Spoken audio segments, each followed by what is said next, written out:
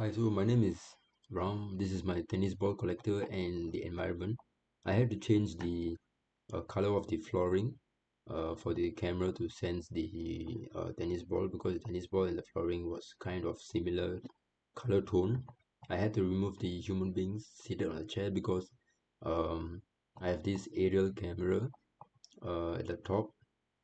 So this aerial camera, this one you can see the first frustum lines. This one was from the top. It was triggering the human being's head as a tennis ball. So that is an improvement that I have to think about if I'm going to focus more on this tennis ball collector. I've added a few sensors at the side of the tennis ball collector.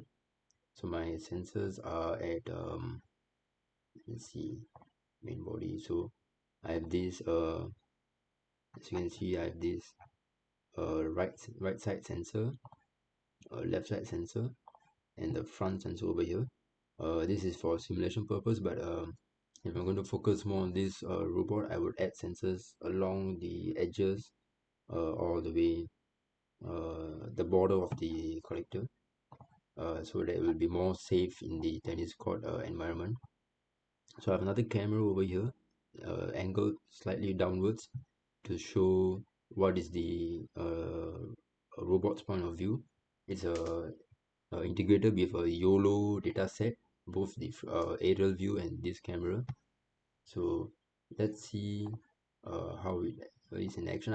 This obstacle here, I would use this to move around to show you what is the sensors feedback.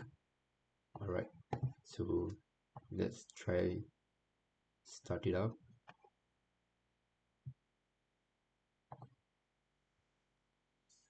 So I have designed my own user interface in the Qtify Designer app in the user interface. Let's close these. Let me call the script. Okay. So once I call the script, you can see I have a script saying loaded successfully, live camera initialized. So there's a clear log button here. I can clear the logs. I've added some PNG, JPG images here. So once I call the script, I scan state 1, 2, 3, 4 existences. CoppeliaSim 4 targets pushed to CoppeliaSim detected 4 balls. So now I can press start. So it will go to the first ball over here, like this, say over here. So let me show you how what is the detection in the event log when it says when I push the obstacle to the front, left, and right sensor. So you can see the robot will stop, will avoid the obstacle. So we will try to stop. You can see that, yeah. Sorry, the screen has not much space. I accidentally hit the ball out, but it will still move to the position uh, to meet the ball. Now it's going to the second ball, which is this one. We lock this over here. All right. The YOLO dataset is able to detect, but it's not 100%. So you can see. Now it's going to the last ball.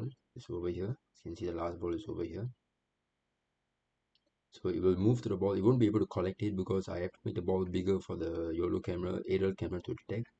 So yeah, once it meets all the four targets, it will stop there. So now the good feature about this, right? I can scan the court again. Let me show you. The measurements will change. So you see, you can see now it's 3 balls because just now I accidentally hit the one ball from using this obstacle. It went out of the environment. So now you see the robot is making way to the first ball over here. It won't necessarily go to its nearest ball. It will start from left to right, top to bottom, left, top, uh, bottom, right. That's how it goes. So you can see the event log says push 3 targets. So I can clear the log. So let's try scan the code again. scan chord. So now it's 4 balls are detected again, so I'll move again. Yeah. So this is my navigation integrated with a tennis ball collector robot. Yeah. By the way, I'm also able to do an aerial snapshot. This is my aerial snapshot function. If I do this, I can see what is the updates.